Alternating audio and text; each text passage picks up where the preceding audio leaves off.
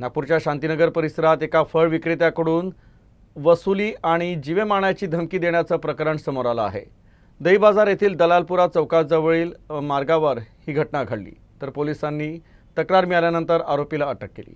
फिर्यादी हा व्यवसायानं फळ विक्रेता आहे आणि तो दही बाजार परिसरातील रहिवासी आहे। तो नेहमीप्रमाणे फळं विकत असताना आरोपी मोहम्मद उस्मान मोहम्मद साबिर शेख यांना नाश्त्यासाठी पैसे मागितले।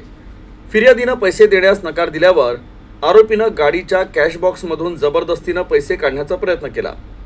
इथे फळं विकायची असतील तर खंडणी द्यावी लागेल अशी धमकी देखील दिली। फिर्यादीच्या तक्रारीनंतर शांतीनगर पोलीस ठाण्यात खंडणीच्या विविध कलमान्वये गुन्हा दाखल करण्यात आला। पोलिसांनी त्या आधारे आरोपी मोहम्मद उस्मानला अटक केली। विशेष म्हणजे आरोपी मोहम्मद उस्मान मोहम्मद साबिर शेख याची गुन्हेगारी पार्श्वभूमी आहे।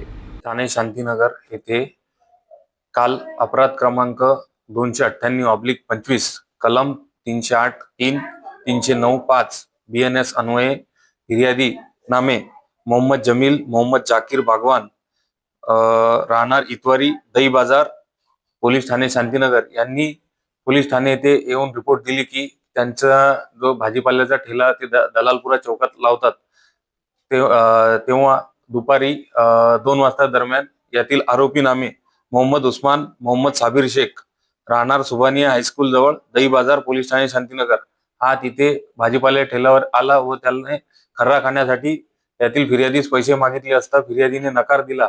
तेव्हा यातील आरोपी याने त्याच्या हातातील लाकडी दांड्याने फिर्यादीस मारण्याची धमकी देऊन त्याच्या गल्ल्यामध्ये हात टाकून पैसे हिसकावून घेण्याचा प्रयत्न केलेला आहे।